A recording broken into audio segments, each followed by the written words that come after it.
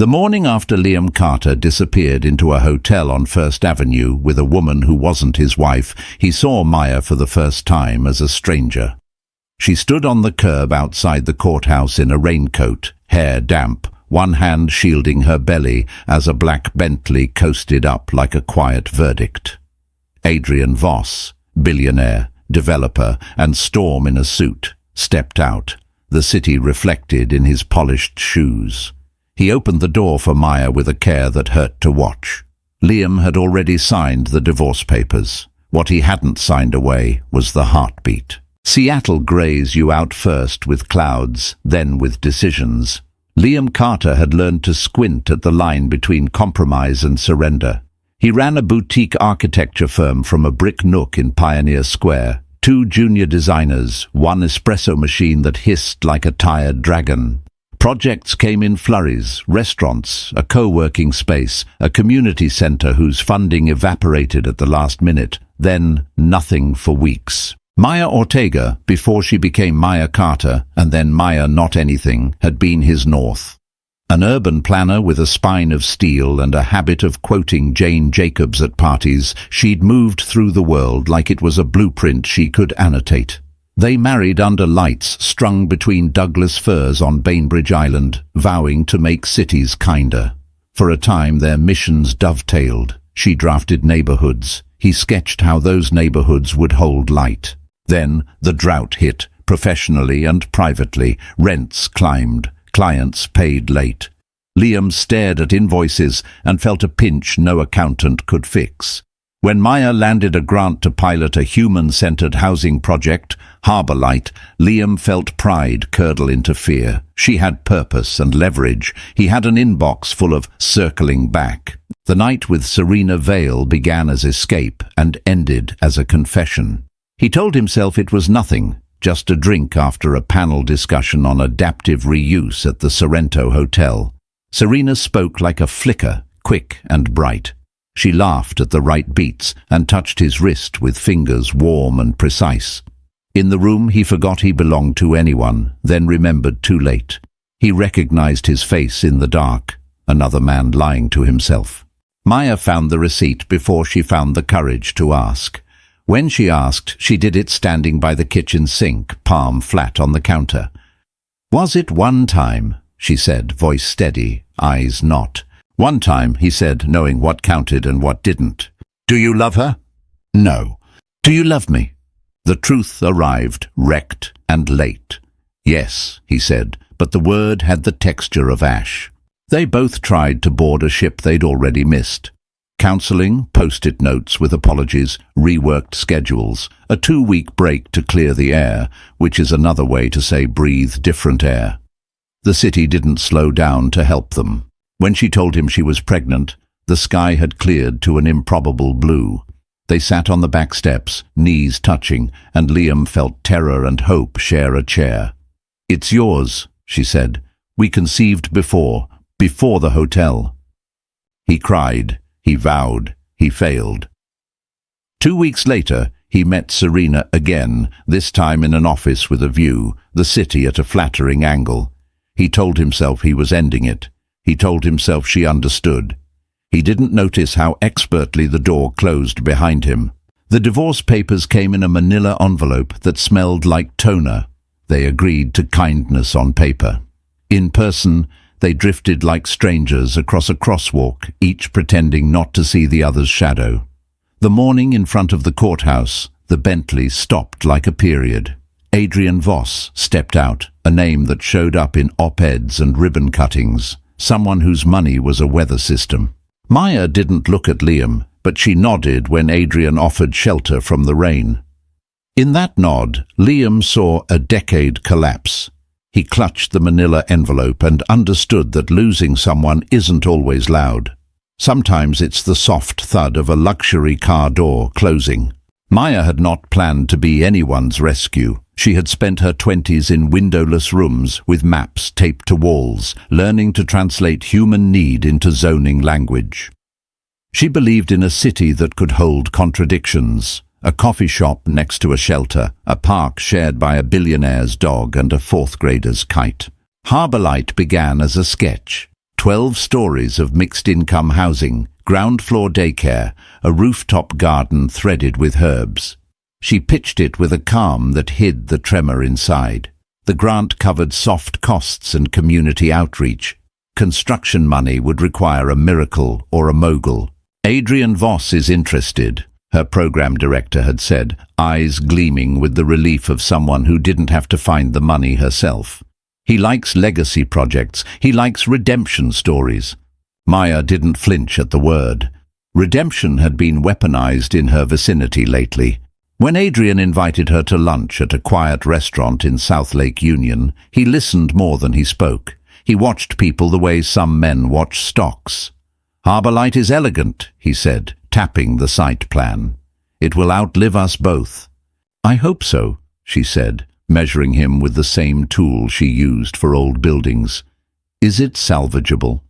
"I don't want your name on the facade." He smiled. "What do you want it to say?" "Home." He signed on as anchor funder with a flourish that looked like generosity and was also strategy. His donation came with covenants that read like silk: advisory oversight, veto power over contractors, first right of refusal on ground floor retail. "We move faster if I carry some of the weight," he said.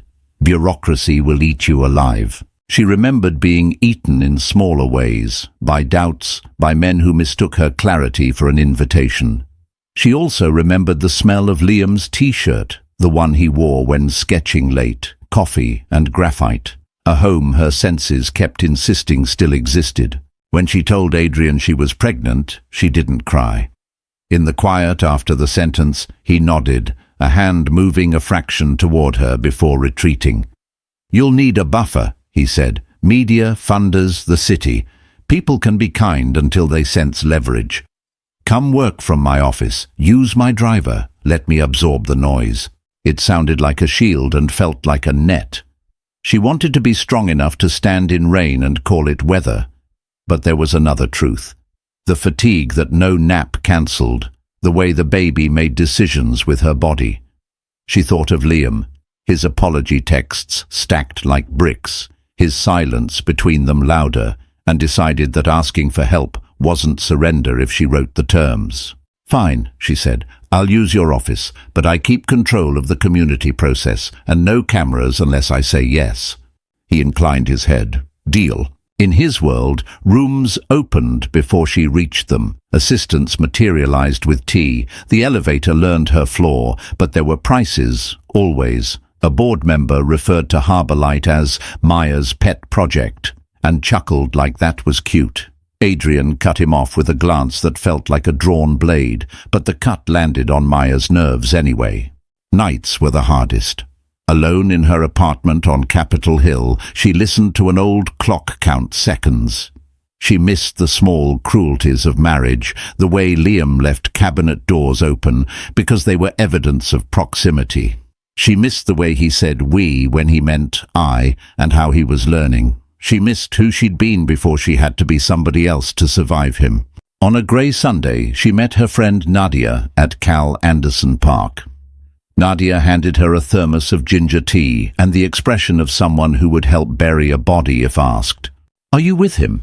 Nadia nodded toward a headline on her phone. "Voss backs new housing venture." "I'm with Harbour Light," Maya said. "And the baby?"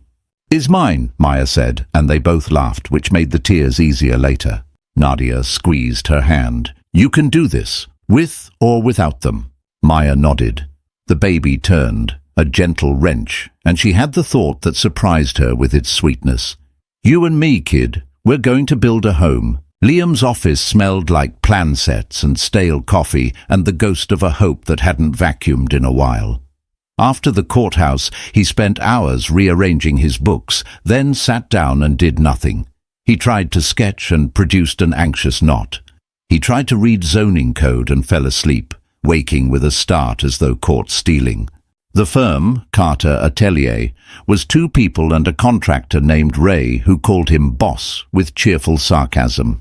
"You okay, man?" Ray asked, leaning in the doorway. "Define okay." Ray looked at him the way one looks at scaffolding, making sure it would hold. "We got the Capitol Hill Cafe Reno. Demo starts Tuesday. Right, Liam said, grateful for something that didn't require an apology. What he didn't say, Serena had texted that morning. You good? A simple rectangle of a message that made his stomach tilt. He typed and erased responses until his phone slid face down onto the desk like a felled bird. He met Nadia for coffee because he trusted her to tell him when he was being ridiculous. She had met Maya first, then decided to tolerate Liam as an extension. That was how it felt sometimes. He was a +1 to his own life. You look like bad news, she said, handing him a croissant and narrowing her eyes. What did you do after the courthouse? Went to the office, tried to work. And? Failed at both. Good, she said. Failing at work is a step. It means you aren't pretending it's fine. Do people come back from this? He asked, surprising himself. Not the marriage. I know that's an arrogance to assume. I mean from being the man who does the thing he swore he'd never do. Only if they stop narrating themselves as tragic heroes, Nadia sipped. You aren't special. You're just someone who let a wound drive the car. He breathed out a laugh. That's comforting in a way. What are you going to do? She asked. Work. Stay sober around my phone. Be present when Maya lets me be. And find out who Serena actually is. Nadia raised an eyebrow. Why? Because it doesn't add up, he said, the thread tugging at his mind. The way she showed up, the timing, the second meeting. I'm not saying I'm not responsible, I am, but I think I was also useful.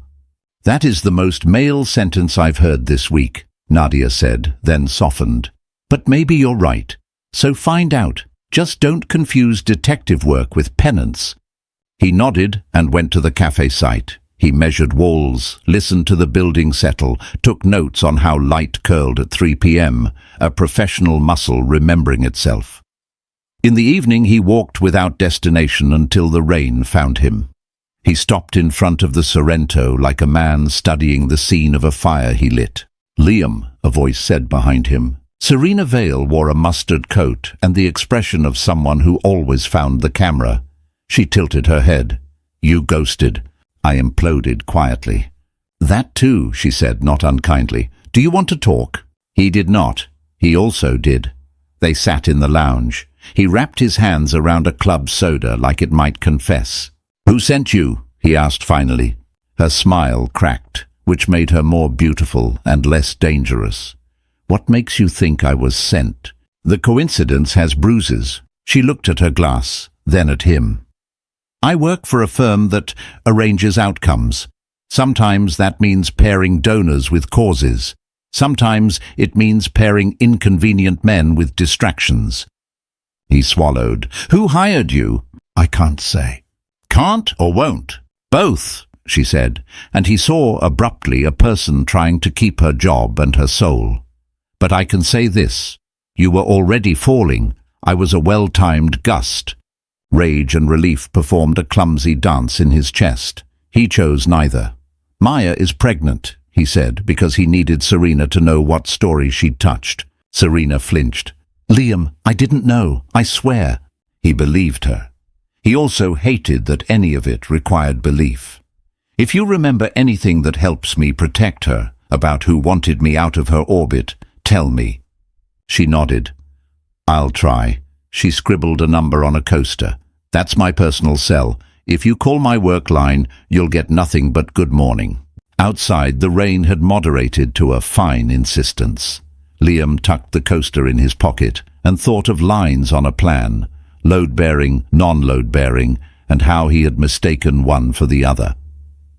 He went home to an apartment that echoed, then wrote Maya an email he didn't send. I am learning the shape of my absence.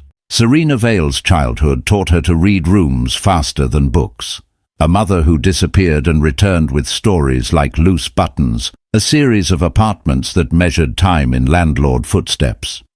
She learned that people who wanted something told prettier lies than people who wanted nothing.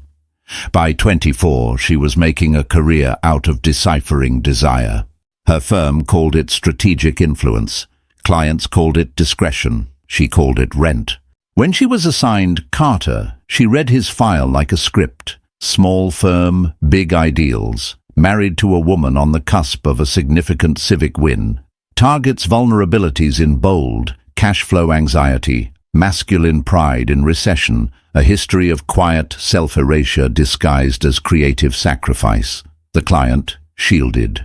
Payment routed through a donor-advised fund. Deliverables, compromising appearance. Plausible rumor. Delay emotional bandwidth.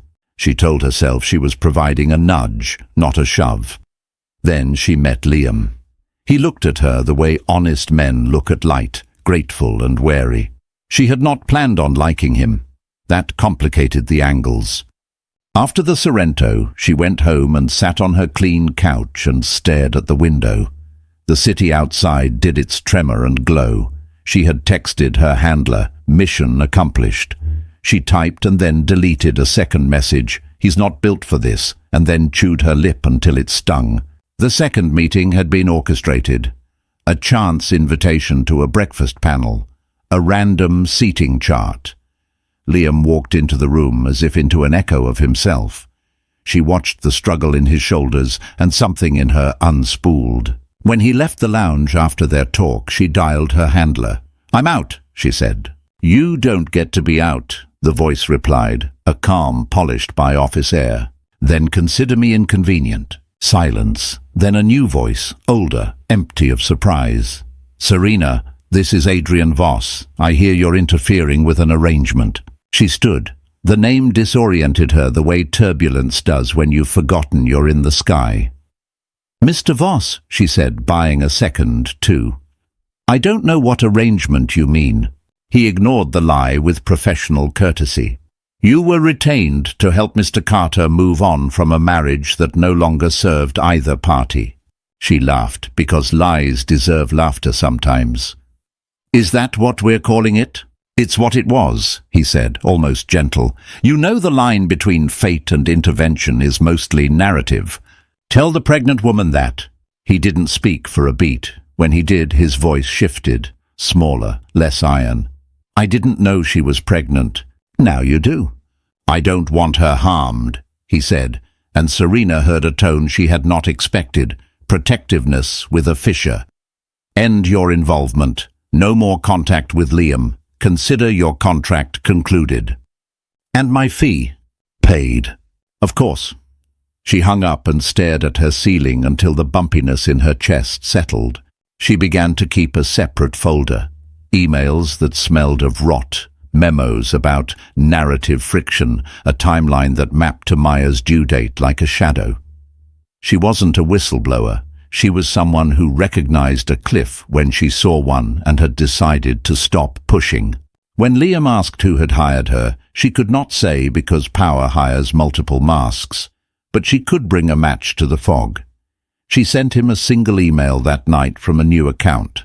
"Look at Harbour Light's ground lease addendum, the one your ex signed with advisory oversight." She closed her laptop and exhaled. She was not a heroine. She wanted to sleep through the next month and wake up in a life with less explanation. The city did not promise her that. It promised nothing, which was, in its way, honest.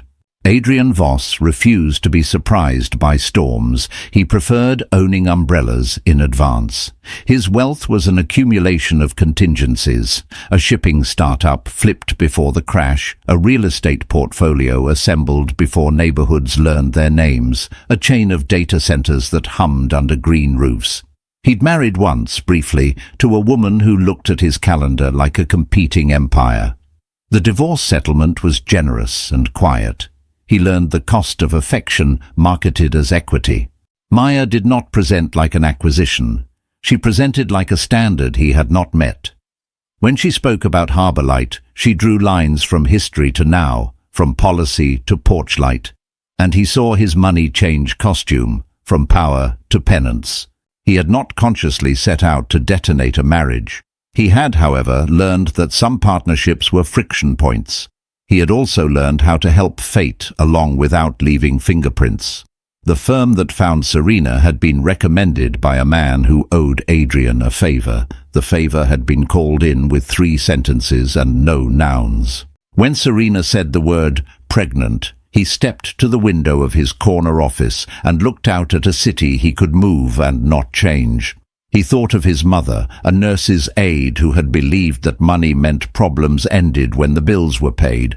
He wished that were true. He went to Maya's apartment that evening, not because he doubted her strength, but because he understood the difficulty of absorbing kindness while building a fortress. He brought soup. It was a clumsy gesture, but sincerity unpracticed always looks like thrift store clothing. "You don't have to bring food," she said at the door, smiling despite herself. "I don't have to do most things I do," he said. This one seemed harmless. They ate at her small table. The clock counted. Outside, rain tattooed the awning. "I spoke to someone today," he said finally. "A person I shouldn't need to speak to. She told me some news I should have learned from you, but I didn't. I'm sorry for that." Maya watched him the way you watch a dog you can't read. Curious, cautious. "I would have told you this week," she said. "I was trying to say it without making it about you." "Nothing is about me that I don't make about me," he said, dry, surprised by his own candor. "I want to help, Maya, not own, not decorate, help." "You don't get to do only the parts of help that make you feel noble," she said, and the sentence landed between them with the satisfying weight of something true. "You come with brightly colored strings. I have a baby to grow. I have a project to shepherd. I have a spine, in case you missed it." He laughed softly, noted. She looked at him, really looked, seeing beyond the magazine gloss. "Why Harbor Light? Why me?" He could have said branding. He could have said legacy. He could have said the truth disguised as strategy. He said, "Because once, when I was a boy, we lived in a car for a month while my mother waited for a rent check. Because a woman with a clipboard told us we were lucky to get a motel voucher. Because I think about that word every time I enter a building under my name. I am tired of building towers that look at the water and pretend they're kinder than they are." Maya's face softened. "Thank you for not lying." "I try to save my lies for the market," he said. "It hasn't made me many friends." "Money's friends are conditional," she said. "You know this." "Yes." He hesitated. "I also know I made a mess by trying to clean quietly." She didn't ask for details. She didn't want the wallpaper peeled back farther than necessary. "Here are my terms," she said, steady. "You fund without veto. You advise when asked. You never speak to anyone who can influence my life without telling me first. And if I say no cameras, it means no cameras." He nodded, agreed. "And Adrian, if the father of my child shows up differently than he has, you don't get to decide I need protecting from that either." The word father landed like a new staircase. He felt something in himself accept a limit and unclench. Understood. He left that night aware of a new gravity. Power recognizes with both resentment and relief the rare person who is not dazzled by it. He had a line to walk now, influence without insertion. He had never done that well. He would try. Later, in bed with his city lit outside the window, he thought of Serena's voice, brittle and brave. He thought about ending his distance with a phone call that said, "Don't do this again." He texted instead, "Contract concluded. Stay safe." It felt like washing a knife you shouldn't have used. Liam sat on his floor with documents like fallen snow. He'd requested the Harbor Light file as a concerned citizen and been granted a redacted avalanche. He found it by accident at first, a clause tucked into an addendum almost nobody reads unless paid. Advisory oversight extended to approval rights in the case of material deviations from progress timeline, defined by a schedule the funder's board set. If the city delayed permits, which cities do like breathing, the funder could intervene to ensure project viability, including temporary leadership adjustments. He stared until the words arranged into the shape of a trap. He called Serena's new number with his heart in his throat. "I found it," he said when she answered. "Good," she said, relief rusting her voice. "You were part of this," he said, not a question and not an accusation exactly.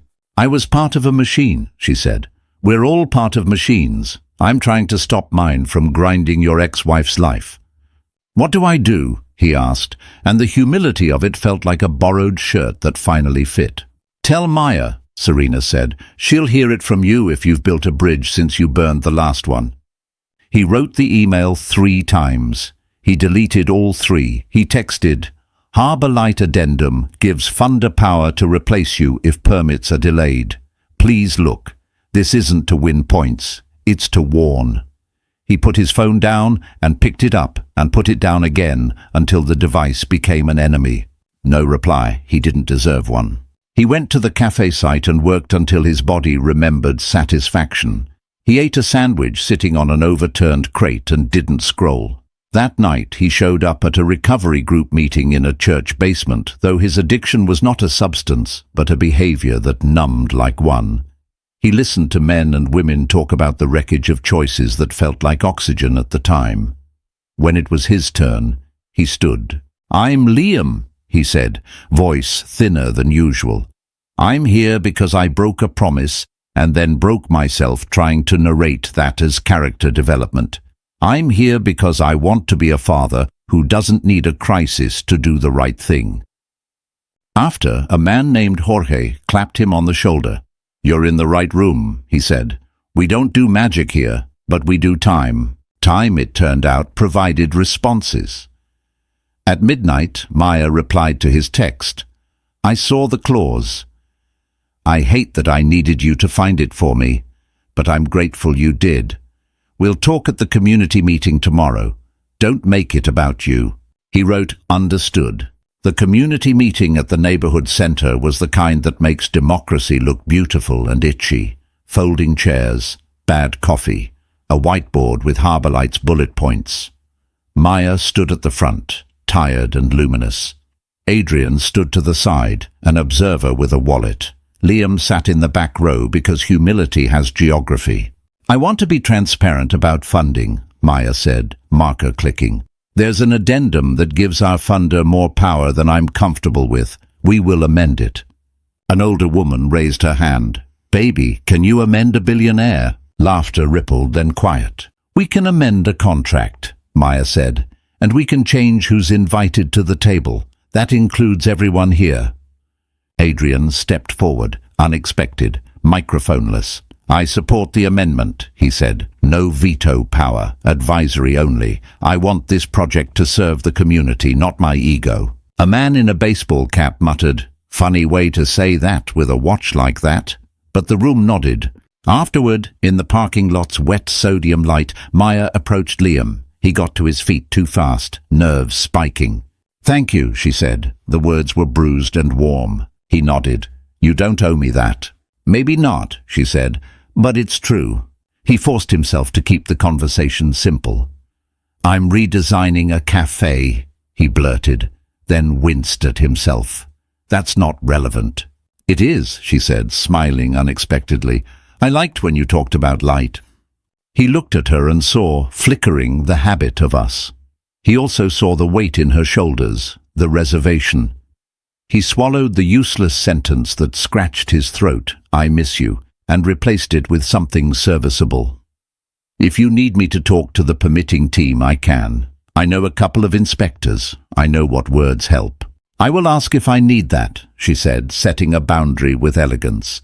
"And Liam, the baby's heartbeat is strong." His eyes burned. He nodded.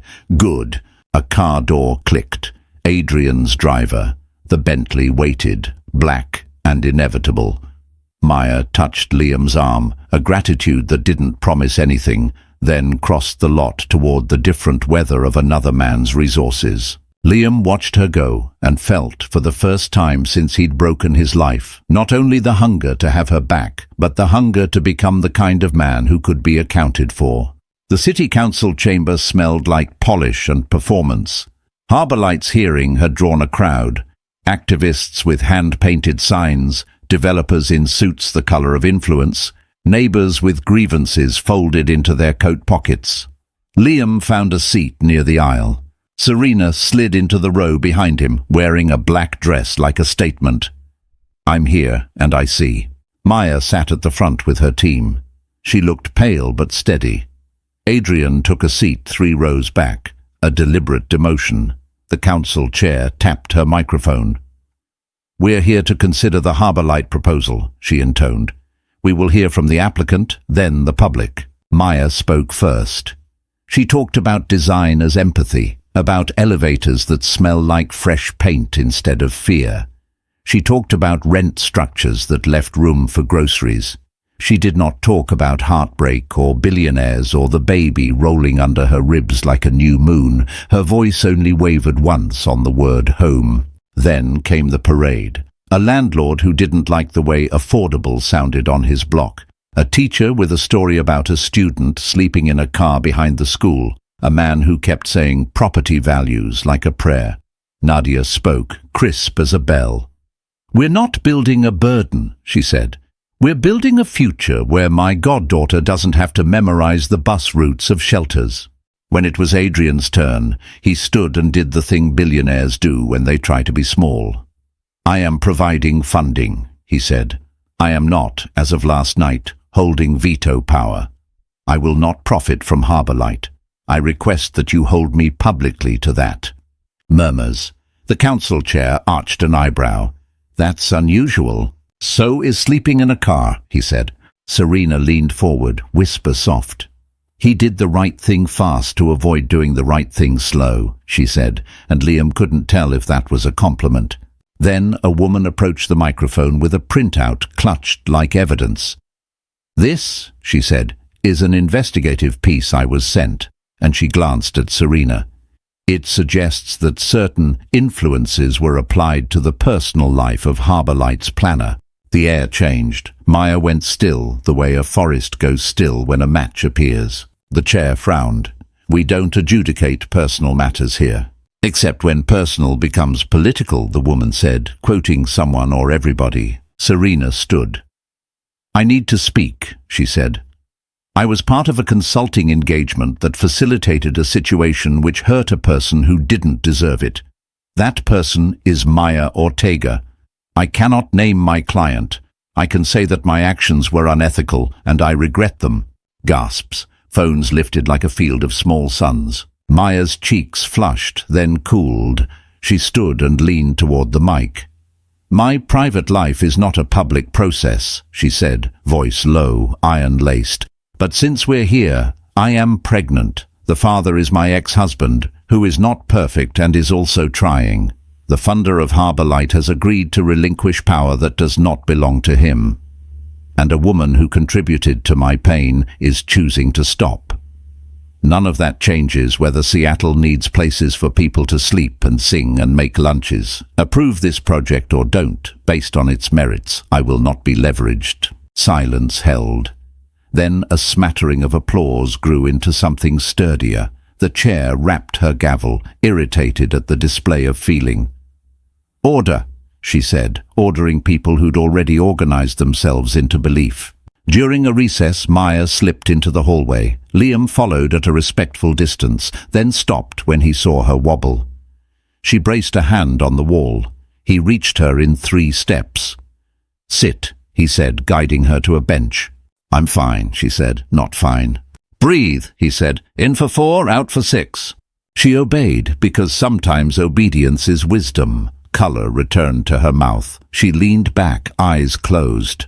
Adrian approached, urgency barely leashed. He stopped when he saw Liam's hand on the bench, not possessive, just present. He lowered himself onto the opposite end. "I'm okay," Maya said, eyes still closed. "If one more man asks me if I'm okay, I will regulate private capital out of the city with my mind." They laughed, because the alternative for all 3 of them was worse. "Thank you," she said after a moment. She opened her eyes. "Both of you, and you," she added, looking at Serena, who hovered like an apology in heels. "Someday we can talk. Not today." Serena nodded, throat working. Back in the chamber, the vote landed like weather. 6-3 in favor. Conditions, amendments, oversight, yes. But the yes mattered. People hugged people they didn't know. A man cried into a mariner's cap. Maya stood very still, absorbing victory and exhaustion, then bent, a slow fold. Liam caught her before the floor did. The room shifted into motion. Paramedics spoke gently. "It's probably blood pressure," one said. "Happens." At the hospital, in a room that smelled like lemon and worry, they listened to a rapid, insistent thrum. The baby announced itself like drums in a parade. "Strong heartbeat," the nurse said. "Strong kid." Maya looked at Liam's face as he listened, hands shaking. He was grief and astonishment and something else. A man letting love be larger than shame. Adrian watched from the doorway, a hand braced on the jamb, eyes unreadable. He nodded once to Liam. Liam nodded back. It felt like a ceasefire negotiated by a third party, a small person with a fierce metronome. If Maya had believed that a heartbeat would solve the geometry, she would have forgotten her training. Cities don't simplify. They complicate and clarify by turns. The paternity test? That was data. It arrived on a Tuesday with the bluntness of a utility bill. Liam was the father. The paper didn't promise trust or marriage or a do-over. It promised a baby who would inherit their eyes and their mistakes and, if they did it right, their better choices. Liam wept when he read the results in his car. He texted Maya, "Thank you for letting me test. I don't take lightly what this means. I'm here, not only when it's beautiful." She replied, "You're welcome. Let's talk about a schedule after my next scan." He talked to a lawyer, Elena Chu, recommended by Nadia, who said the words parenting plan like a map she'd walked. "Don't fight for more than you can sustain," she said. "Don't promise more than you can deliver. Demonstrate. Don't declare." He nodded and made appointments with his therapist like laying bricks. He told his team at the atelier that he'd be taking afternoons for birthing classes and doctor visits. Ray clapped. "Boss is going to learn hospital corners," he said, and the office laughed, a sound that felt like air. Adrian called a press conference to say nothing substantive and everything important. Voss Properties relinquishes any veto power over Harbour Light and will support the project under the guidance of Ms. Ortega and the city. Reporters asked if he was running for office. He said, "That would require a tolerance for public affection I do not possess." He returned to his office and made calls that mattered more and drew headlines less. To supply chains, to contractors who cut corners when nobody watched, to an old friend with influence over permits whose integrity he respected enough not to pressure. Serena, meanwhile, told her firm to keep the last payment. "Consider it the price of sleeping," she said. She sent Maya a long email with no ask, only a record, how she'd been hired, when, by whom. The names were redacted by NDAs, but the footprints were large. "I won't publish," she wrote.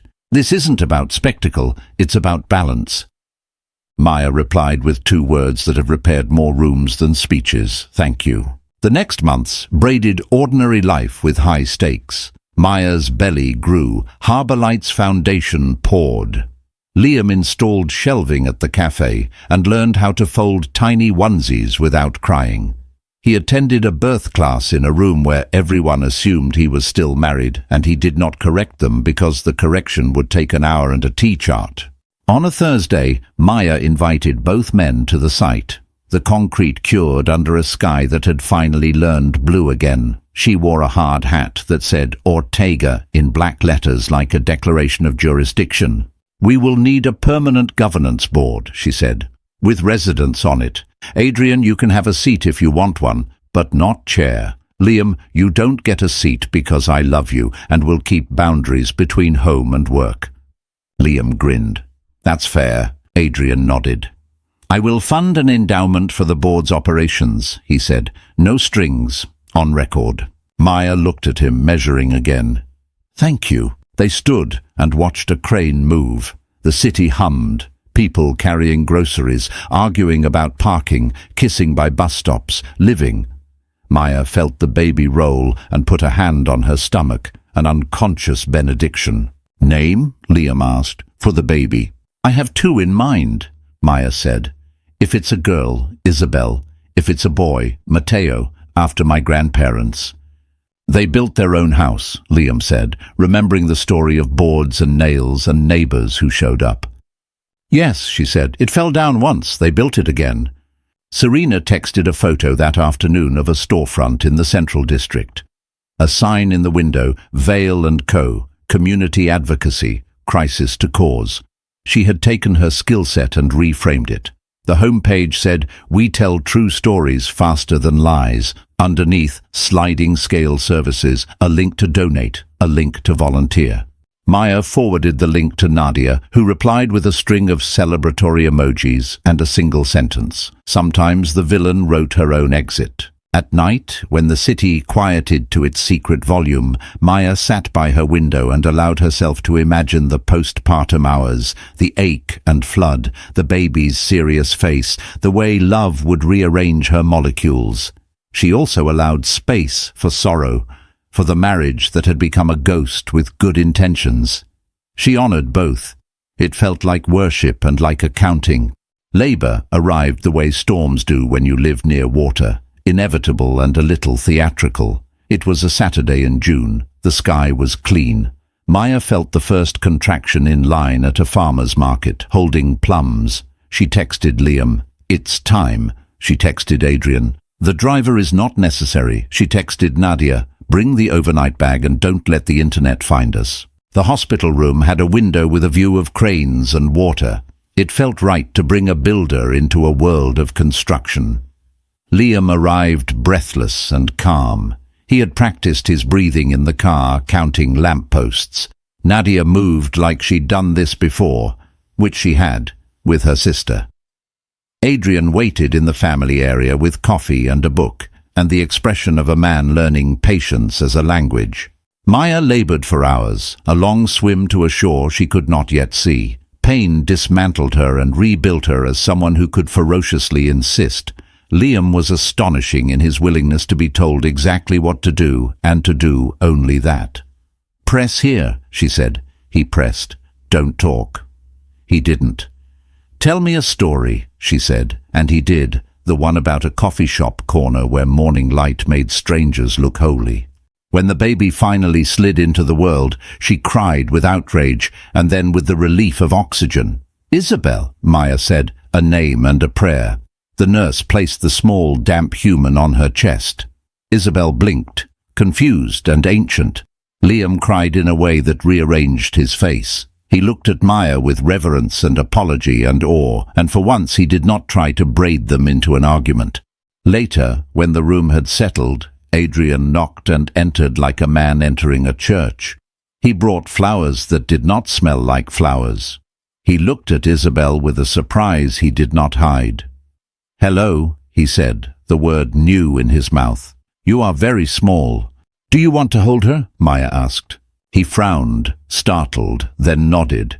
He washed his hands the way reporters always forget to describe, thoroughly, with attention. He sat, and Maya handed him Isabel. He held her like a contract, and then forgot to be careful because love arrived and knocked the numbers out of his head. Isabel grunted, unimpressed and enchanted. He exhaled. "She has your focus," he said to Maya. "And your stubbornness," he said to Liam, surprising them both. They laughed. The moment braided something that had been frayed. Weeks later, Harbour Light's ribbon cutting unfolded. The building rose clean and intentional, with balconies like smiles and a daycare entrance painted with constellations.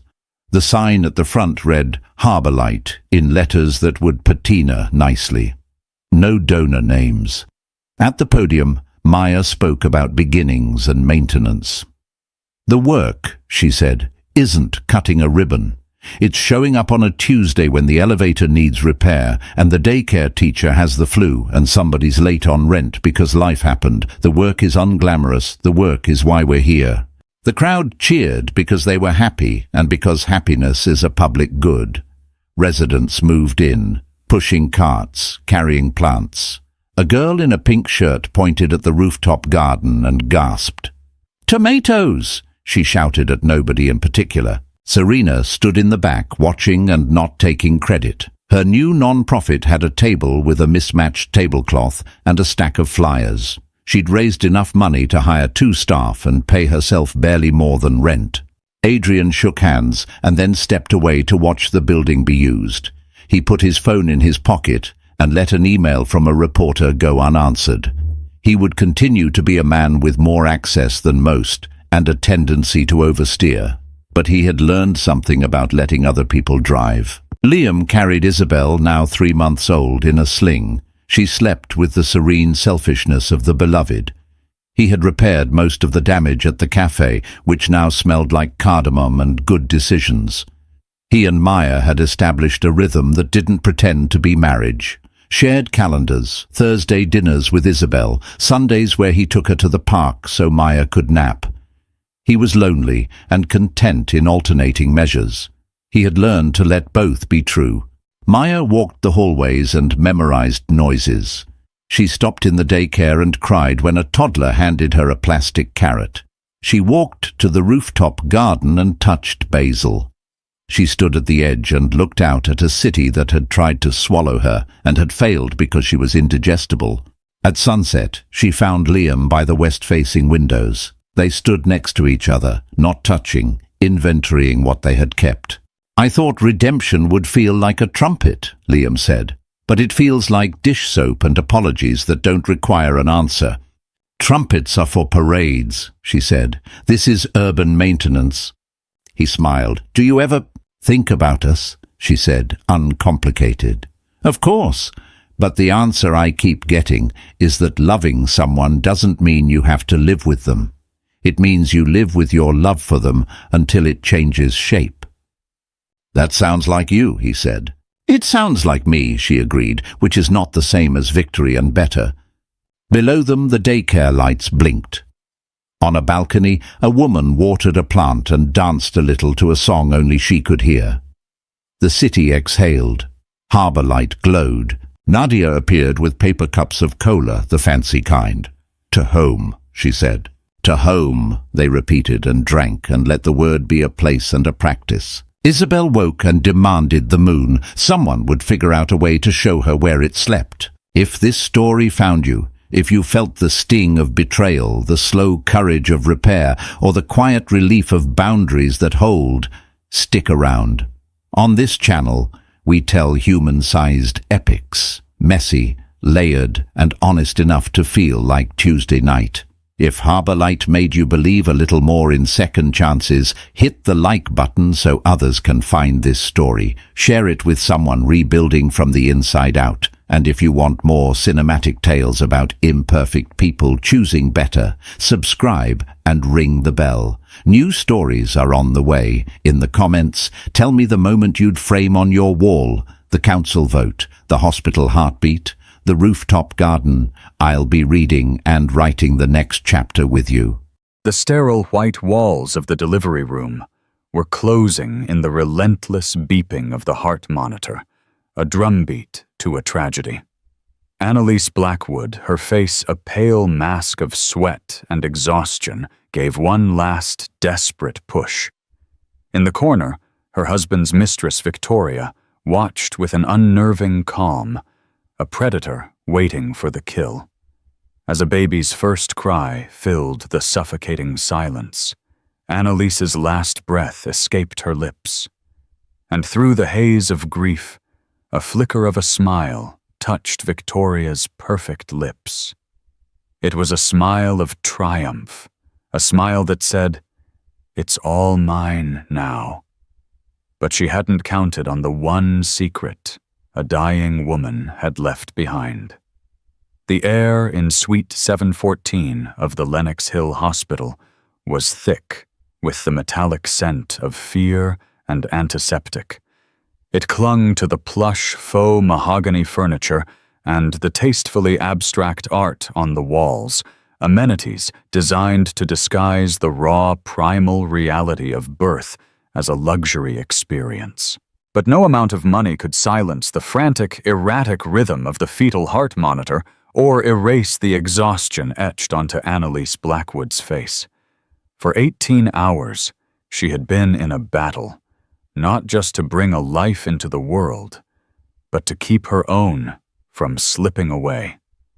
Jonathan Blackwood stood by the large window, his 6'3" frame rigid, his bespoke Tom Ford suit looking absurdly out of place. He stared out at the sprawling panorama of New York City's Upper East Side, but he saw none of it. His world had shrunk to the four walls of this room, to the shallow, ragged breaths of his wife. He ran a hand through his perfectly styled dark hair, the gesture doing nothing to soothe the tremor in his fingers. He was a man accustomed to control a titan of finance who could move markets with a single phone call. Yet here he was, utterly powerless. Annalise's voice, a reedy whisper, cut through his tormented thoughts. "Jonathan, is she still here?" He didn't need to ask who she was. He turned from the window, his gaze falling on the woman seated demurely in the corner of the suite's small waiting area, just beyond the glass partition. Victoria Vance. Her name tasted like ash in his mouth. She was the picture of concerned grace, her blonde hair pulled back in an elegant chignon, her Chanel suit a study in understated wealth. She offered a small, sympathetic smile whenever a nurse bustled past. A stranger might have mistaken her for a devoted sister or a close family friend. Jonathan knew better. She was a vulture circling, waiting. "She won't leave Annalise," he said, his voice low and gravelly. He moved to the bedside, taking his wife's clammy hand in his. It felt as fragile as a bird's wing. "I've asked her. Her driver is waiting downstairs. She insists on being here for support." A dry, mirthless sound, barely a cough, escaped Annalise's lips. "Support. She's here to measure the drapes on my coffin." Her eyes, once a vibrant cornflower blue, were now clouded with pain and a weary, profound sadness. They flickered towards the door. "She thinks she's won. She thinks she'll have you the company, the penthouse, and now my baby." "Don't say that," Jonathan commanded, his voice sharper than he intended. "Don't talk like that. You're going to be fine. We're going to be fine. We'll take our daughter home to the nursery you designed. We'll—" His voice broke. The promises felt like lies, hollow and brittle. The obstetrician, Dr. Miller, had been blunt an hour ago. Preeclampsia severe. Her blood pressure was skyrocketing. Her liver function was plummeting. An emergency cesarean section was now the only option, a high-risk procedure for a woman in her fragile state. Annalise had insisted on waiting, on trying to deliver naturally, a stubborn, desperate hope that Jonathan knew was fading with every tick of the clock. The affair had been a colossal mistake, a symptom of a deep-seated arrogance Jonathan hadn't recognized in himself until it was too late. It had started a year ago, a meaningless dalliance with Victoria, a junior vice president at a rival firm. She was ambitious, beautiful, and utterly ruthless. She had seen Jonathan not as a man, but as a prize, an acquisition. He had ended it months ago, the moment he and Annalise found out they were finally miraculously pregnant after years of heartbreaking failures. He had confessed everything to Annalise, begging for a forgiveness he didn't deserve. Annalise, with the quiet strength that had always defined her, had forgiven him. They had been rebuilding, piece by painstaking piece, their shared joy over their impending daughter, the glue that was holding them together. But Victoria hadn't accepted the dismissal. She had become a shadow, a constant, unwelcome presence. She appeared at his charity galas, at his favorite restaurants. She sent cloying saccharine texts about hoping Annalise was well. And when Annalise had been admitted to the hospital with complications 2 days ago, Victoria had simply appeared a porcelain statue of feigned concern that no one had the heart to forcibly remove.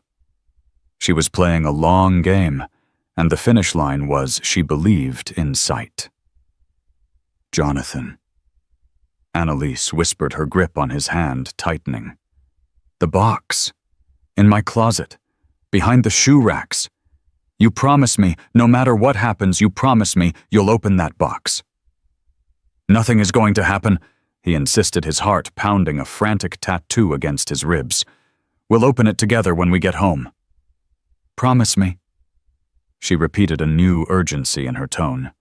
Her eyes locked on his, pleading, commanding. "I promise," he choked out, leaning down to kiss her damp forehead. Just then, Dr. Miller swept back into the room, his face grim. He was followed by a team of nurses and an anesthesiologist. The time for waiting was over.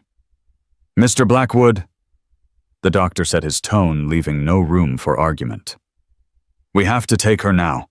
Her system is failing. It's the baby's best chance, and frankly, it's hers too." Panic, cold and sharp, seized Jonathan. He looked at Annalise, at her terrified eyes, and nodded numbly. As the medical team began prepping her, moving with practiced, urgent efficiency, his gaze was drawn once more to the glass partition. Victoria was standing now. Her hands were pressed together as if in prayer, her face a perfect mask of worried solicitude. But her eyes, cold and calculating, were fixed on Annalise. And for a fleeting, terrifying second, as the nurses began to wheel Annalise's bed towards the operating room, Jonathan saw it. The mask slipped. A tiny, almost imperceptible smile played at the corners of Victoria's lips. It was a victor's smile, and it chilled him to the bone. He felt a primal rage surge within him, a desperate need to protect the woman he loved from the predator who was already celebrating her demise. But he was swept along in the tide of medical emergency, his wife's weakening hand slipping from his grasp as they rushed her through the double doors, leaving him alone in the silent, waiting storm. The operating room was a different world. It was colder, brighter, a universe of stainless steel, and the low hum of life-sustaining machinery. Jonathan, clad in sterile blue scrubs that felt like a flimsy costume, stood where a nurse had positioned him near Annalise's head. A drape had been erected, a stark blue barrier separating him from the grim reality of the surgery. He could only see her face ashen against the white pillow, her eyes wide with a mixture of terror and determination.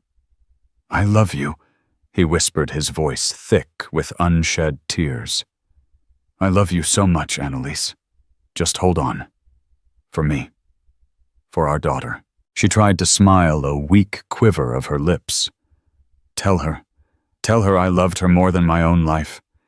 "You'll tell her yourself," he said, a desperate lie. The anesthesiologist spoke in a calm, reassuring monotone, explaining the epidural, the sensations she would feel. Jonathan held her hand, anchoring himself to her touch, as the methodical, detached voices of the surgeons floated over the drape. Scalpel, suction, blood pressure is dropping. Each phrase was a hammer blow to his heart. He tried to talk to her, to keep her focused. He spoke of their future, of the trip to the Amalfi Coast they had planned, of teaching their daughter to ride a bike in Central Park. He painted a picture of a life that felt with every passing second like a fantasy slipping through his fingers. Annalise's responses grew fainter, her eyelids fluttering. "Stay with me, darling," he pleaded. "Just a little longer." Suddenly, the tone in the room shifted. A new urgency crackled in the air. "Doctor," Miller's voice, previously calm, was now sharp-clipped. "We're losing her. BP is 60/30 and falling. She's hemorrhaging." More alarms began to sound, a cacophony of electronic shrieks that signaled catastrophe. Nurses moved faster, their faces tense. Jonathan felt a hand on his shoulder. "Sir, you may want to step back." "No," he roared, his grip on Annalise's hand tightening. "I'm not leaving her." He saw the panic in her eyes now, the clear, unadulterated fear of the end. Her lips moved, forming his name. "Jonathan, I'm here. I'm right here." Over the din, he heard another sound, a thin, wavering cry that cut through the chaos. Their baby. She was here. A nurse, her face beaming despite the tension, held up a small, wriggling bundle over the drape for a fleeting moment. It's a girl, Mr. Blackwood.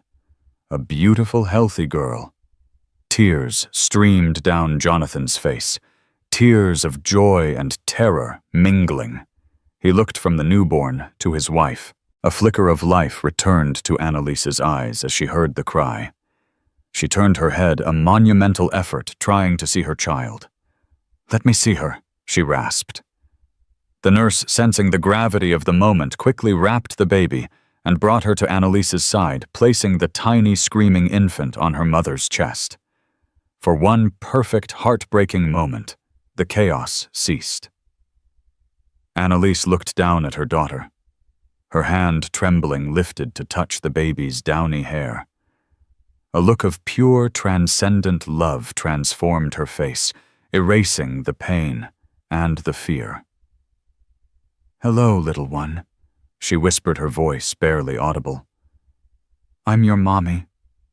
She looked at Jonathan, her eyes conveying a universe of love, regret, and final instructions.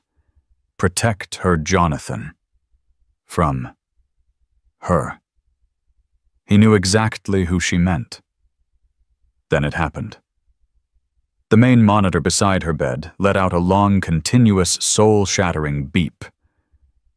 Annalise's eyes rolled back. Her hand fell from the baby. "She's in V-fib. Get the crash cart. Charge to 200. Miller yelled. A nurse gently but firmly lifted the baby from Annalise's chest as another shoved Jonathan aside. "Sir, you need to leave now." The scene devolved into a blur of controlled panic. They were compressing her chest, shouting medical jargon. He saw the paddles saw her body jolt violently. Once, twice. The flat line on the monitor remained an unwavering horizontal green line, a testament to finality. Dr. Miller looked at the clock, then at his team. He let out a long, defeated sigh. Death.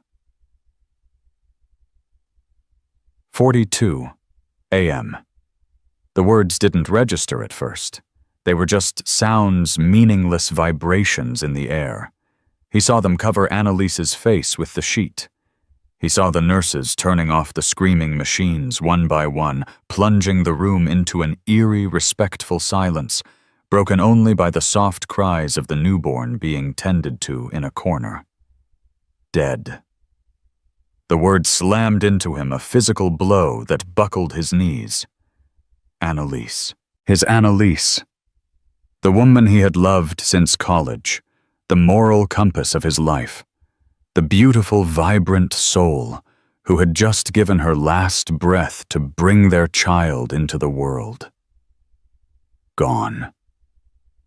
A profound, bottomless emptiness opened up inside him. He was adrift in a silent, cold cosmos. He didn't know how long he stood there, frozen, staring at the still form under the blue sheet. Eventually, a nurse led him out of the operating room and into a small, private waiting area. And there, rising from a chair as he entered, was Victoria. Her face was a mask of sorrow. Her eyes were wide, her hand covering her mouth in a gesture of shock. She rushed towards him, her arms outstretched. "Jonathan, oh my God. I am so sorry," she murmured, her voice laced with a perfect imitation of grief. "I can't imagine what you're going through." She tried to embrace him, but he flinched away, as if from a hot iron. He looked into her eyes, searching for a single genuine tear, a flicker of real empathy. He found none. All he could see was the reflection of his own shattered world, and behind it, a cold, triumphant gleam. She was sorry for the inconvenience of his grief, not the cause of it. She was sorry she had to pretend to be sad. "The baby," he said, his voice a hoarse croak. She's perfect." Victoria said, her tone shifting slightly, becoming brighter, more proprietary. "I've already spoken to the nurse. 7 pounds, 2 ounces. They're just getting her cleaned up. Our little girl is a fighter. The word hit him like a slap. He stared at her, at the woman who had haunted his wife's final months, the woman Annalise had warned him against with her dying breath. Victoria stood there, already positioning herself seamlessly, attempting to slide into the space left by Annalise's cooling body. She was laying claim to his daughter, to his life. And as he looked at her perfectly composed face, her subtle, self-satisfied smirk thinly veiled by a performance of sorrow, he felt the first stirrings of a cold, hard resolve solidifying around his broken heart. He had made a promise to his dying wife. Protect her. From her. And Jonathan Blackwood always kept his promises. The days that followed were a surreal blur of grief and paperwork. The Blackwood penthouse on Park Avenue, once a vibrant home, filled with Annalise's laughter and the scent of the peonies she adored, became a cavern of echoing silence. Sympathy cards piled up on the marble entryway table. The phone rang incessantly with calls from well-meaning friends and distant relatives, their voices a drone of practiced condolences that Jonathan could barely process. He moved through it all, like a ghost, an automaton going through the motions. He signed papers for the funeral home, selected a casket, and wrote a eulogy that felt like a pathetic reduction of a magnificent life. His only moments of clarity of grounding came when he was in the nursery. Annalise had designed it herself. It was a masterpiece of soft grays and pale yellows, with a hand-painted mural of whimsical woodland creatures on one wall. Everything was perfect, waiting for an occupant who would now never know her mother. Jonathan would stand by the crib looking down at his daughter, whom he had named Lily, just as Annalise had wanted. Lily Blackwood. She had her mother's shock of dark hair, and when she opened her eyes, the same piercing blue gaze. In her, he saw Annalise's legacy, the last precious piece of his wife he had left. He felt a fierce, terrifying wave of love and protectiveness that was so intense it physically hurt. Victoria, meanwhile, orchestrated her takeover with chilling efficiency. She was a constant, unnerving presence in his home, having somehow dismissed his housekeeper for the week to give the poor woman a rest. She answered the door, screened his calls, and spoke to the caterers for the wake in a low, authoritative whisper. She wore Annalise's favorite cashmere robe around the apartment, a sight that made Jonathan's stomach churn. She was not mourning. She was nesting. She treated Lily with a cloying, performative affection. "Oh, look at our sweet angel," she would coo, reaching into the bassinet in the living room. "She has your determined chin, Jonathan." She referred to the baby constantly as our girl, a verbal land grab that grated on Jonathan's every nerve.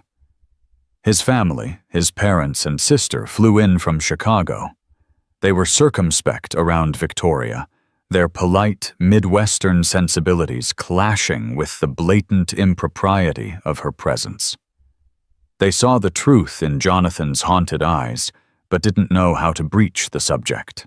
The day of the funeral was cold and gray, the weather a perfect mirror of Jonathan's soul. St. James's Church was filled to capacity with New York's elite bankers, socialites, and politicians all there to pay their respects to Annalise, a woman universally loved for her genuine warmth and grace. Jonathan stood at the front, holding Lily, who was mercifully quiet, wrapped tightly in a white blanket. Victoria sat in the front pew beside him. She had dressed in a severe but exquisitely tailored black dress, a delicate veil failing to hide the smug satisfaction in her eyes. She placed a hand on his arm, a gesture of support for the watching crowd.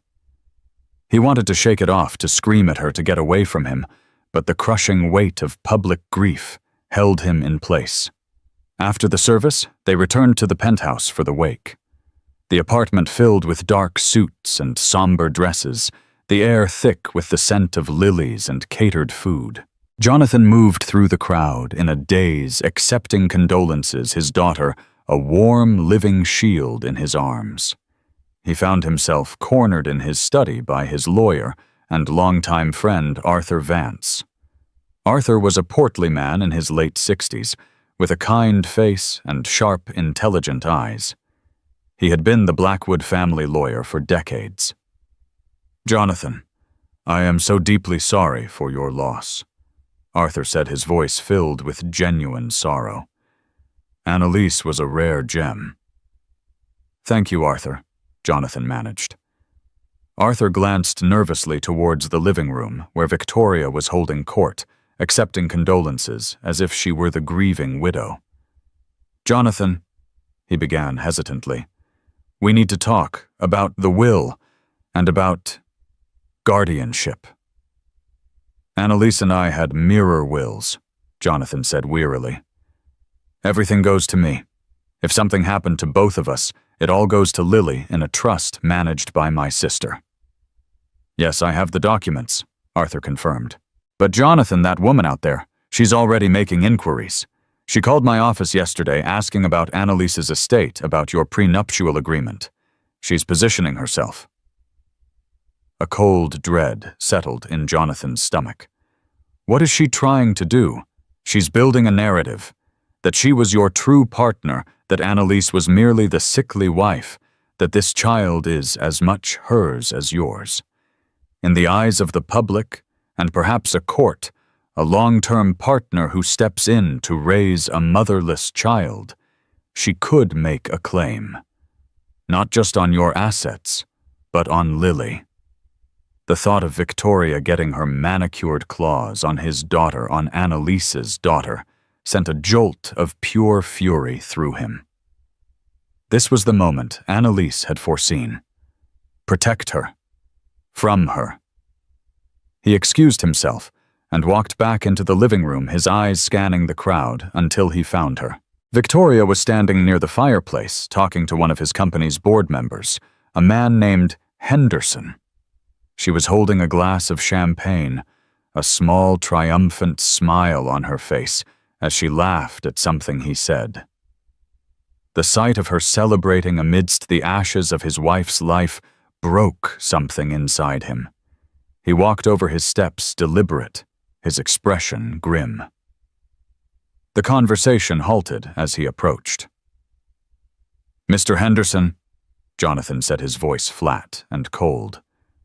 "Thank you for coming." "Of course, Jonathan. Anything you need?"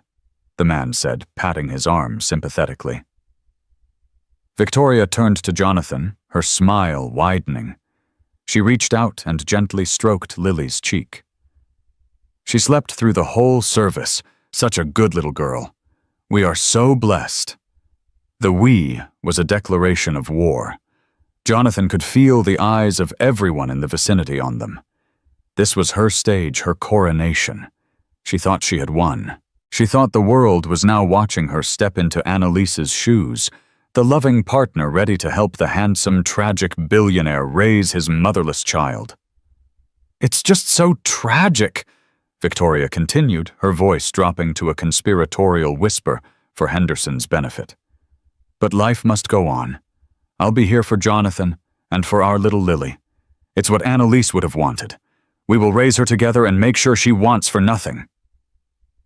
The sheer audacity of her words, of her rewriting history in real time, ignited the cold resolve in Jonathan's heart into a blazing inferno. He looked down at the baby in his arms, this perfect, innocent life that Annalise had died for. He looked at Victoria's grinning, predatory face. The time for silent grief was over. It was time to honor his promise. He took a slow, deliberate breath, drawing the attention of the now silent group around them. He looked directly at Victoria, his blue eyes turning to chips of ice. His voice, when he spoke, was not loud, but it cut through the murmuring quiet of the room with the sharp clarity of shattering glass. "There is no 'we,' Victoria," he stated, his tone devoid of any emotion. "And you will not be raising anyone." Victoria's smile faltered. A flicker of confusion crossed her face. "Jonathan, darling, don't be like this. You're grieving. You're not thinking clearly." "Oh, I have never been more clear in my entire life," he countered, his voice dropping even lower, laced with a quiet menace that made the hairs on her arms stand up. "You seem to be under a grave misapprehension. You think you can just slide into my wife's life. You think you can lay claim to her home, her memory, her child." He paused, letting the weight of his words hang in the air. He looked from Victoria's shocked face to the bewildered expression on Henderson's, then to the other guests, who were now unabashedly listening. He needed witnesses. "So let me make this perfectly publicly clear," he declared, his voice ringing with absolute authority. "You will have nothing to do with this child, because you have no right. You are nothing to her. You are nothing to me." He then delivered the killing blow, a truth he had guarded, a secret weapon left to him by his wife. "This is my child." He held Lily a little tighter, emphasizing his next words with cold, brutal precision. "Mine and mine alone." The silence that fell over the penthouse living room was absolute and profound. It was as if Jonathan had detonated a bomb, and the guests were the stunned, silent debris. Every eye was fixed on him, then on Victoria, whose face had gone from confused to utterly incandescently furious. The mask of the grieving, supportive partner had not just slipped, it had been shattered. "What are you talking about?" she hissed, her voice a venomous whisper. "Of course she's your child. She's our child in every way that matters now. Don't be cruel, Jonathan. You're lashing out because you're in pain." She was trying to regain control, to paint him as the hysterical, grief-stricken husband. But Jonathan was implacable. "No, Victoria." "I think you misunderstand me," he said calmly, his gaze sweeping over the rapt audience. "I am not speaking metaphorically. I am stating a legal and biological fact. Annalise, my wife." He paused, his voice catching for a second on the word, the only crack in his iron facade, was not Lily's biological mother. A collective gasp went through the room. Whispers erupted like wildfire. Victoria stared at him, her mouth agape, her perfectly painted red lips forming a silent O of disbelief. This was a twist she had never anticipated. Her entire strategy had been predicated on a simple, universally understood truth: the child was the product of Jonathan and Annalise. A child that now conveniently for Victoria needed a mother. That's a lie," she stammered, her composure finally breaking. "You're lying. You're saying that to hurt me, to push me away. Annalise carried that baby. I saw her. Everyone saw her." "Yes," Jonathan agreed, his voice still unnervingly level. "She did. She carried her, she loved her, and she died for her. In every single way that truly matters, Annalise was her mother. But you, Victoria, you operate in a world of technicalities, of legal claims and loopholes. So let's stick to the technicalities. The egg that was fertilized and implanted was not Annalise's. Lily shares no DNA with my wife. Therefore, any claim you might delude yourself into thinking you have as some sort of maternal successor is non-existent. She is my biological child. Legally, she is mine and mine alone. Do you understand now?" The blood drained from Victoria's face, leaving her with a ghastly pale complexion. Her mind was racing, trying to process this new information and find a way to spin it to salvage her plan. She had built her entire future on inheriting Annalise's life. If the child wasn't truly Annalise's, it changed the narrative.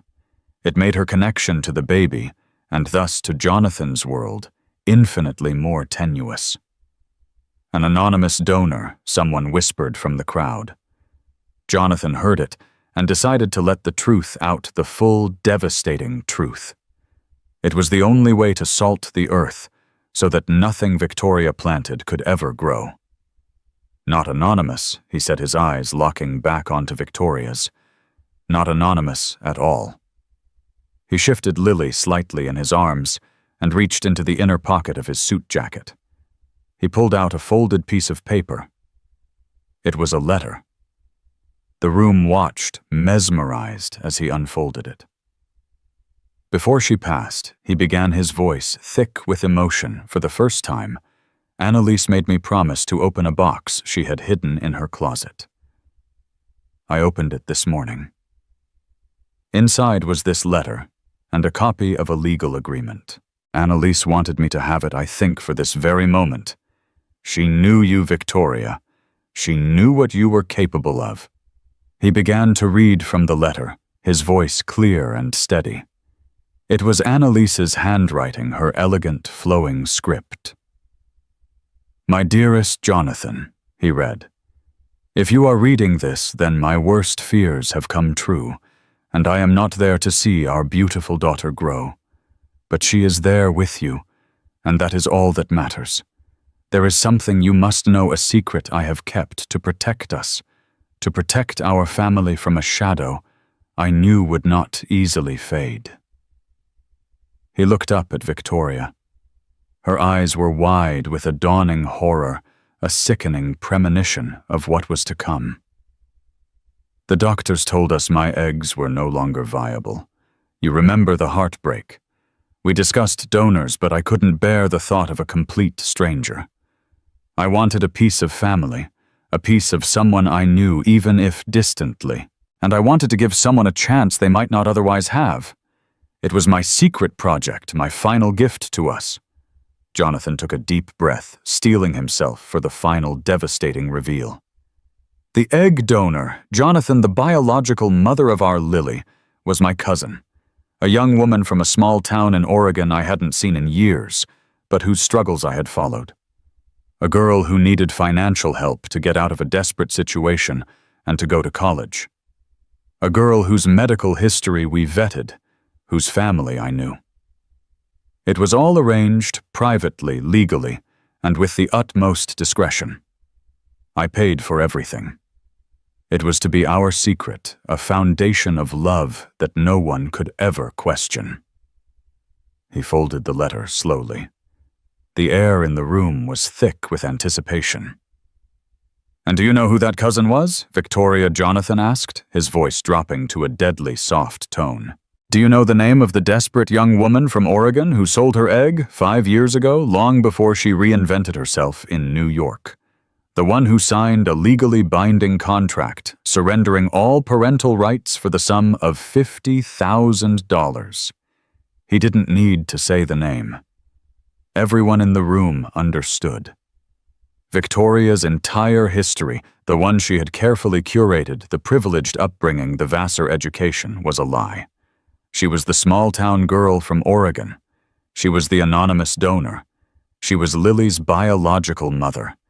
Victoria stood frozen, exposed, the carefully constructed edifice of her life crumbling around her.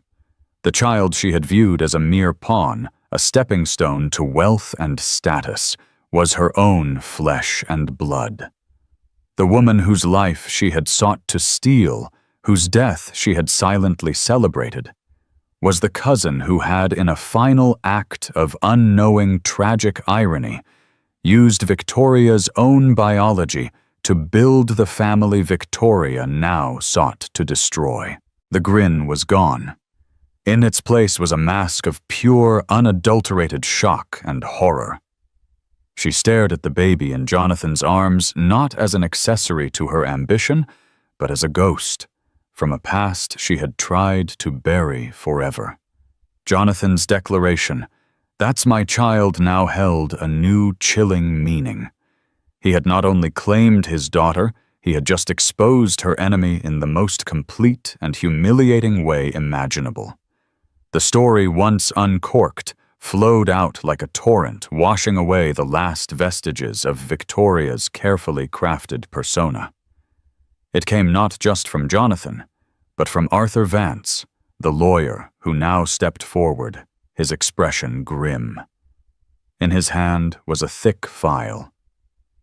"What Jonathan says is the truth," Arthur announced to the stunned room, his voice carrying the weight of legal authority. "I have here a copy of the egg donation agreement signed 5 years ago by one Victoria Lynn Peterson, the name Ms. Vance was born with. It is ironclad. It explicitly and irrevocably relinquishes all current and future parental rights claims or contact in exchange for the agreed-upon sum, which was paid in full by Annalise Blackwood." Victoria, or Victoria Peterson, looked as if she'd been struck by lightning. "No, that's not possible," she whispered, shaking her head in denial. "The agency said it was an anonymous couple in California. They lied." "No, they didn't." Jonathan cut in his voice laced with contempt. "Annalise was meticulous. She created a layer of separation, a second legal entity based in California, precisely to ensure you would never know who the recipients were. She didn't want you in our lives then, and she certainly wouldn't want you now. She chose you not out of affection, but out of a strange, pitying sense of familial duty. She told me in her letter she'd heard about your troubles, the debts, the dead-end life you were leading. She wanted to give you a hand up without you ever knowing it was her. A secret act of charity." The irony, he added with a bitter laugh, is that the money she gave you, the money that allowed you to leave Oregon and reinvent yourself, is what put you on the path that led you right back to my doorstep. The full crushing weight of it all landed on Victoria. The money that had funded her new identity, her move to New York, her business degree, had come from the very woman she had targeted as her rival.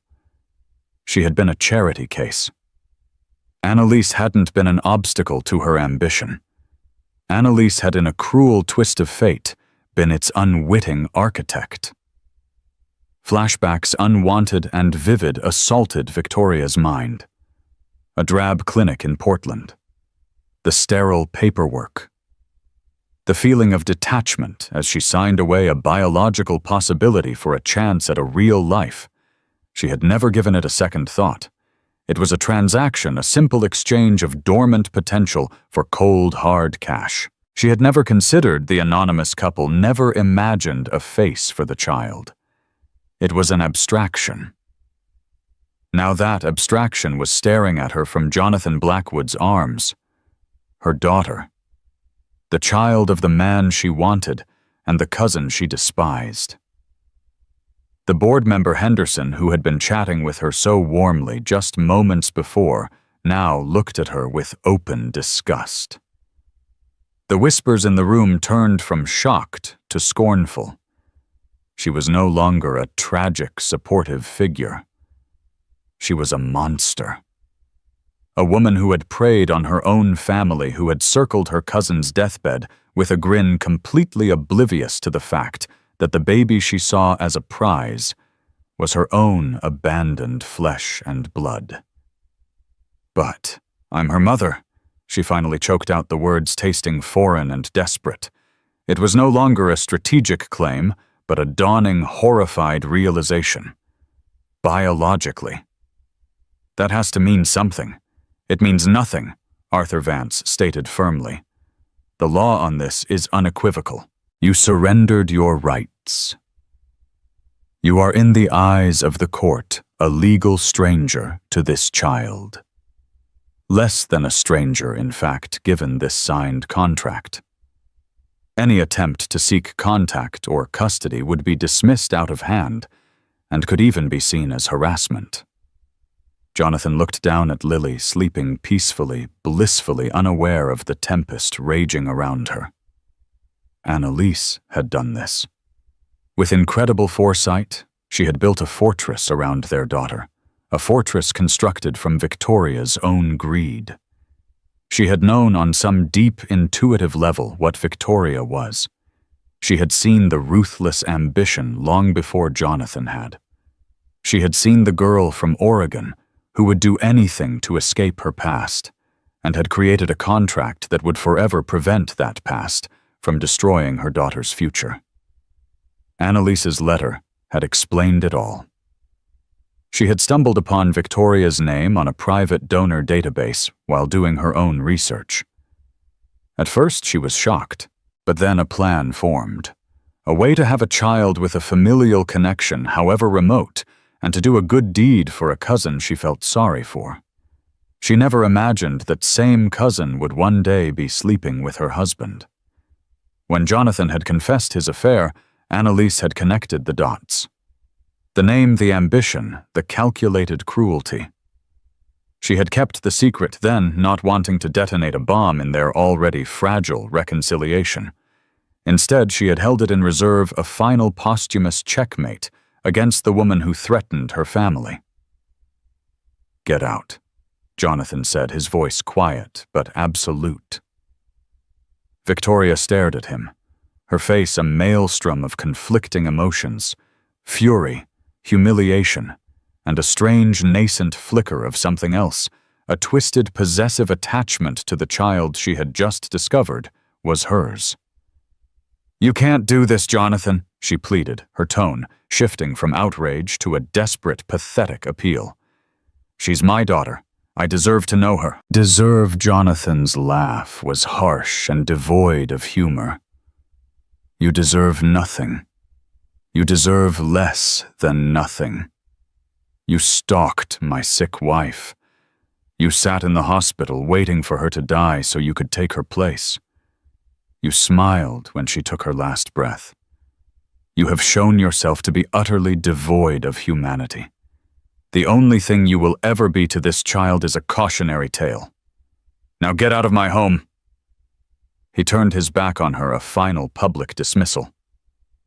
He walked over to his sister, who looked at him with a mixture of shock and dawning understanding, and gently handed Lily to her. Victoria stood alone in the center of the room. The guests who a few minutes ago had been offering her their sympathies now stared at her with contempt. They began to turn away, resuming their conversations in hushed, scandalized tones, pointedly excluding her. She was a pariah.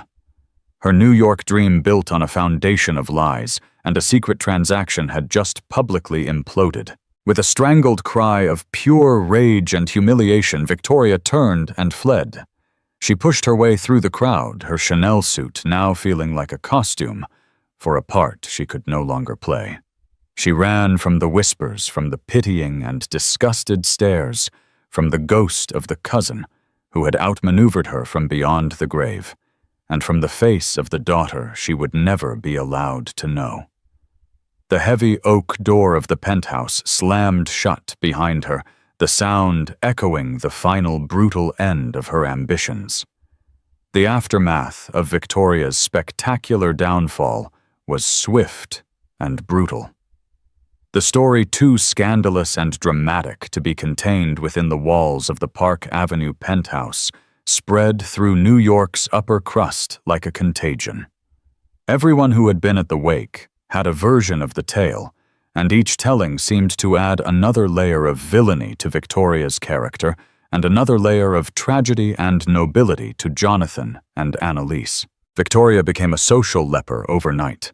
Invitations were rescinded. Friends stopped returning her calls.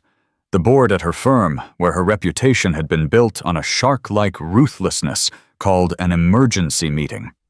Her affair with a major competitor's CEO was already a liability, but the public humiliation and the sheer moral depravity of her story preying on her own dying cousin was untenable. She was given a choice: resign immediately with a minimal severance and a tightly worded non-disclosure agreement, or be fired for gross moral turpitude and face a public scandal that would ensure she never worked in finance again. She took the resignation, but her humiliation was far from over. Stripped of her career and her social standing, she became consumed by a toxic obsession with the child she now saw as her stolen property. The desperation that Annalise had once pitied had curdled into a dangerous, unhinged fixation. She began a campaign of harassment. It started with dozens of calls a day to Jonathan's private line, swinging wildly between tearful pleas to see her baby and venomous threats. When he blocked her number, she sent rambling, unhinged emails. Then came the package's expensive, inappropriate gifts for Lily sent to the penthouse, all of which Jonathan returned unopened. One afternoon, Jonathan's new nanny, a kind, middle-aged woman named Maria, took Lily for a walk in Central Park. She noticed a woman in oversized sunglasses and a scarf watching them from a distance. The woman followed them for 3 blocks. Maria, unnerved, hurried back to the apartment building. As she rushed inside, the woman pulled down her scarf and yelled, "That's my baby, you're a kidnapper." It was Victoria. The doorman had to physically restrain her. That was the final straw. Jonathan, with Arthur Vance at his side, went to court. Armed with the signed donation contract, a mountain of evidence of harassment, and sworn affidavits from the doorman and the nanny, they were granted a permanent restraining order. Victoria was legally barred from coming within 500 feet of Jonathan Lilly, their home, or Lily's future schools. She was legally a ghost forbidden from haunting the family she had tried to possess. The legal battle exposed her further. Her real name, her humble origins, the lies she had told on her resume, it all came out. The New York gossip columns had a field day. She was no longer Victoria Vance, the rising star of Wall Street. She was Vicki Peterson, the girl who sold her baby and tried to steal her dead cousin's life. Her fall from grace was complete and absolute. Defeated and ostracized, she finally disappeared, rumored to have moved back to the West Coast, a disgraced woman with nothing but the bitter taste of ashes in her mouth. For Jonathan, the months following the confrontation were a quiet, painful period of rebuilding. He threw himself into being a father with a singular, ferocious devotion. He learned to change diapers to warm bottles, to distinguish between a cry of hunger and a cry of fatigue. He spent hours just holding Lily, rocking her to sleep, singing the same off-key lullabies that Annalise had planned to sing. The penthouse, once a symbol of his shared life with Annalise, was now simply Lily's home. He left the nursery untouched, a perfect sanctuary exactly as Annalise had designed it. But he began to make changes elsewhere. He sold the cold, modern furniture they had bought together in a moment of fashionable whim and replaced it with warmer, more comfortable pieces. He filled the silent rooms with music, classical sonatas that Annalise had loved. He found the box from Annalise's closet, the one that had held the fateful letter. Inside, beneath the legal documents, he found more. There were journals she had kept throughout her pregnancy. Page after page was filled with her elegant script, detailing her hopes and dreams for their daughter. She wrote about the kind of woman she hoped Lily would become: strong, compassionate, and honest. She wrote letters for Lily to read on her future birthdays, on her graduation, on her wedding day. Reading them was agony, but it was also a kind of salvation. Annalise was gone, but her voice, her love, her spirit was still there, woven into the fabric of their lives. She had left him a roadmap, not just to defeat Victoria, but to raise their daughter. One evening, as he sat in a rocking chair in the nursery with Lily asleep on his chest, he read a passage from Annalise's journal dated just a month before she died. "I have a secret fear," she wrote. "It's a selfish one. I'm afraid this baby will love Jonathan more. He is her blood after all. I am just the vessel, the incubator." But then she kicks, or I feel her hiccup, and I know it's nonsense. Love isn't about DNA. It's about presence. It's about showing up day after day. It's about the hand that feeds you, the arms that hold you, the voice that soothes you in the dark. I will be her mother because I will love her with every cell of my being. And I know, my darling Jonathan, that you will too." Tears streamed down Jonathan's face. Annalise had understood the truth of it all long before he did. Motherhood, fatherhood, family. It wasn't about biology, it was about love. Victoria, with her shared DNA, was the true stranger. Annalise, with none, was and would forever be Lily's mother. He had fulfilled the first part of his promise. He had protected their daughter. Now he would spend the rest of his life fulfilling the second part, loving her enough for the both of them. 5 years passed. The sharp, jagged edges of grief had softened, worn smooth by the relentless tide of time and the consuming, joyful demands of fatherhood. The Park Avenue penthouse was no longer a silent cavern of loss. It was a home filled with the sound of a child's laughter, the clutter of colorful toys, and the scent of freshly baked cookies, a recipe Jonathan had found in one of Annalise's journals. Jonathan Blackwood had changed. The ruthless titan of finance was still there, but he was tempered by something new. He left the office at 5 o'clock sharp every day. He traded hostile takeovers for parent-teacher conferences and corporate galas for trips to the Central Park Zoo. His world, once defined by stock prices and market shares, was now defined by the small, perfect universe he shared with his daughter. Lily Blackwood was a bright, vivacious 5-year-old. She had her father's determined chin, but she had Annalise's eyes, and more importantly, Annalise's spirit. She was kind and curious, with a laugh that could light up a room. She knew her mother through stories. Jonathan told her about Annalise every single day. He showed her pictures, read her the letters Annalise had written, and told her how her mother had designed her room, chosen her name, and loved her more than anything in the world. For Lily, her mother wasn't a sad absence, but a warm, constant guiding presence, a guardian angel watching over her. He never told her the truth about Victoria. There was no need.